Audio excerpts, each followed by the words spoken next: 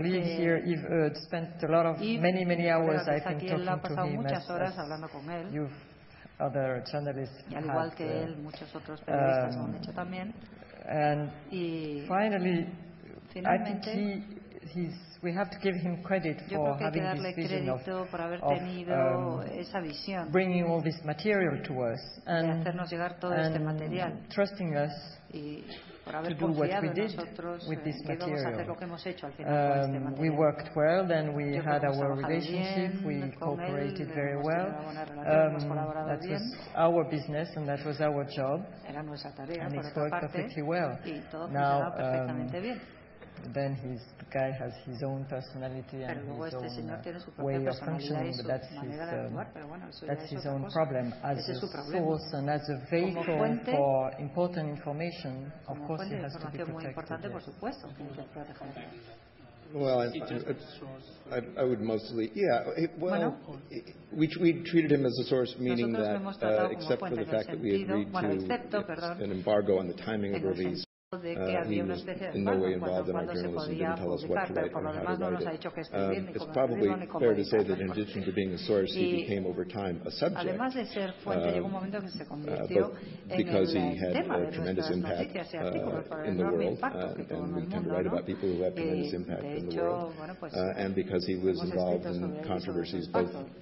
Y como está involucrado en muchas polémicas, tanto por Wikileaks como también por esas acusaciones contra él en Suecia, bueno, pues se ha convertido él mismo en noticia. Pero cuando hemos tratado con él con respecto a los documentos de Wikileaks, bueno, pues lo hemos tratado como trataríamos a cualquier otra fuente.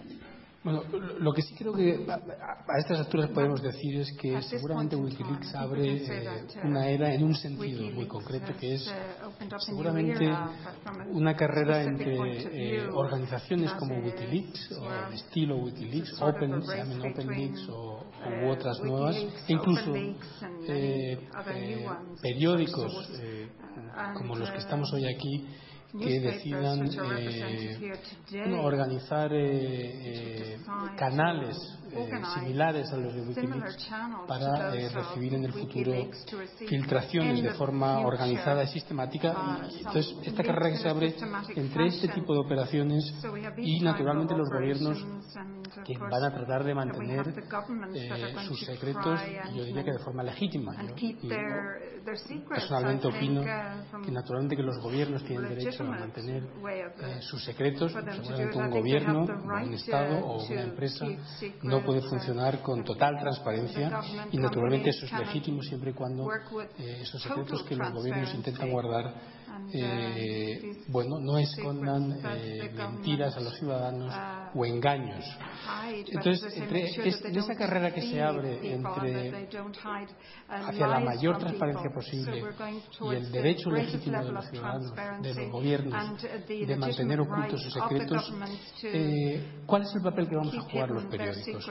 Y me gustaría empezar con una pregunta muy concreta. ¿Alguien aquí ha sopesado la posibilidad o está pensando técnicamente en organizar una operación similar a Wikileaks, es decir, algún canal seguro para que sus lectores, su audiencia, fuentes hipotéticamente desconocidas les hagan llegar documentos, lo que en inglés se ha venido a llamar como Dropbox, porque eso sí sería naturalmente un primer impacto inmediato de lo que ha sucedido con Wikileaks sobre nuestra manera de trabajar y seguramente sobre el funcionamiento de las democracias en el futuro.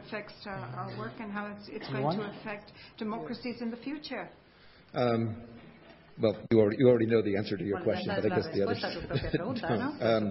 We've been looking into the possibility of organizing an online Dropbox where people could deposit secrets that they don't feel comfortable bringing to a reporter. I mean, as several people on this panel have pointed out, we all have sources who bring us secrets. It's not an unusual phenomenon, but if this creates an avenue for somebody who would be particularly at risk or particularly squeamish.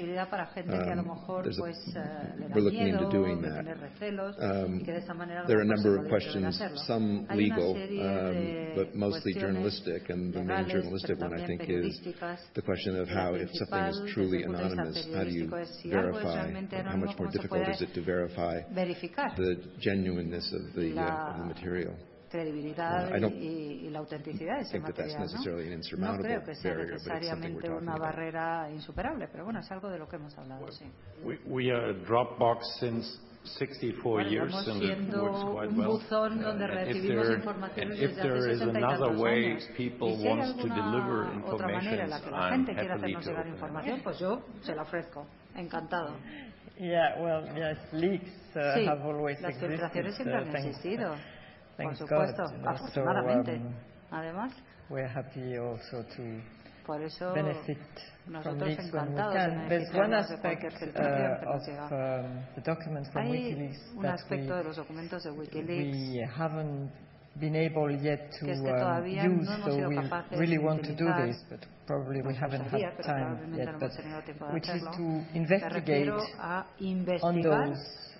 There are a lot of documents that we haven't published, as you know, because the sources were not strong enough or not trustful enough, or just too light to be made public.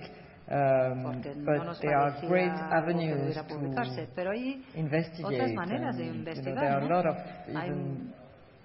There are lots of instances where we thought, we have to go there and dig into this and check for ourselves, because the sources there, the embassy in those cables would say, we haven't been able to confirm independently, or we haven't, but we as reporters, in some cases, could go and try to get those confirmations. So this is one job we still have to do.